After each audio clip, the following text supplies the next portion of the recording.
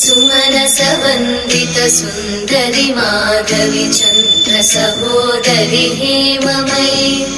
मुनिगणवन्दित मोक्षप्रदायिनि मञ्जुळभाषिणि वेदनुते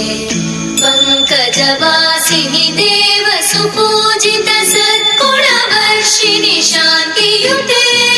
जय जय हे मधुसूदन कामिनि आदिलक्ष्मि जय पालय माम्।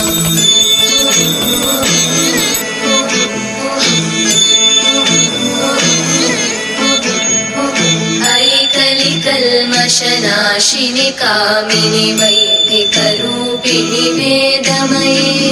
क्षीरसमुद्भव मङ्गलरूपिणि मन्त्रनिवासिनि मन्त्रनुते मङ्गलदायिनि अम्बुजवासिनि